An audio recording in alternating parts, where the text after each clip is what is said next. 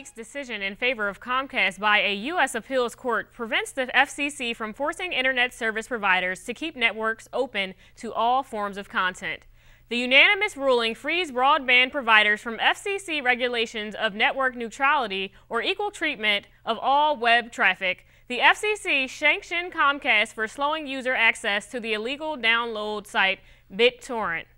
Thanks, Nehema. While the court's decision temporarily deters FCC regulations of network neutrality, it may also affect what websites are accessible through private networks such as Comcast. We are joined live in the studio by American University Communications Professor Christopher Simpson. Professor Simpson, thank you for joining us today. Thank you. Some say this decision effectively removes any government enforcement of broadband providers. How will this affect users on a network such as Comcast? At least temporarily, this decision gives very broad authority and flexibility to internet service providers. That means if they choose to discriminate against a site or choose to cut off access for a site, such as BitTorrent or another, then they can do that. Right. In 2002, the FCC under President Bush reclassified broadband as an information service and not a telecommunications service. How do you think this classification aided Comcast in their case against the enforcement of network neutrality? The FCC is the government's agency that is in charge of keeping track of the electromagnetic spectrum, which is what's used for broadcasting. And what this means is that this relatively new technology, the internet, is to a very large extent outside of the FCC's zone of authority. The FCC will probably not end up in that position over the long term. Well, Comcast was arguing that it needs to regulate activities such as massive movie downloads in order to maintain network speeds for other customers. What is the next step for the FCC in order to prevent Comcast from heavily influencing web content? Well, that's up to the FCC, obviously, but the gist of it is that there's several different alternatives that are being explored. One has to do with legislation, new legislation, and that's the most likely approach that the agency and Congress is going to take. The real issue that is at the bottom of this particular controversy, there's two parts to it.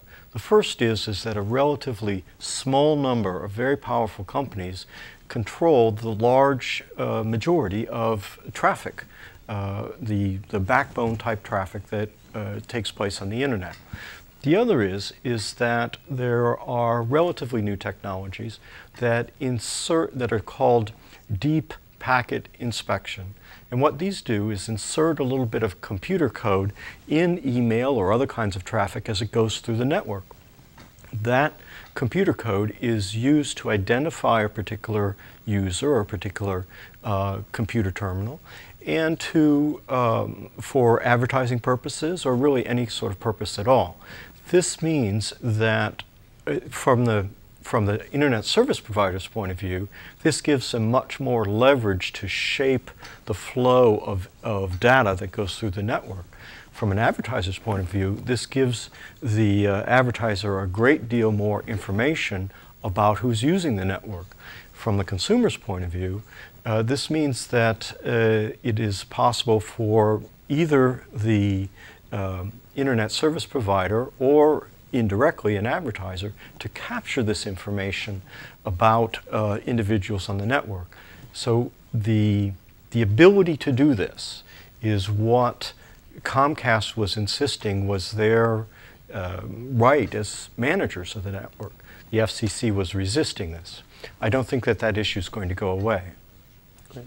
Thank you for your time, Professor Simpson. Now back to you, Nehema. Thank you. Coming up on District Wire News. American University is suggesting a more eco-friendly way to stay hydrated, and it means getting rid of water bottles. A full report after the break.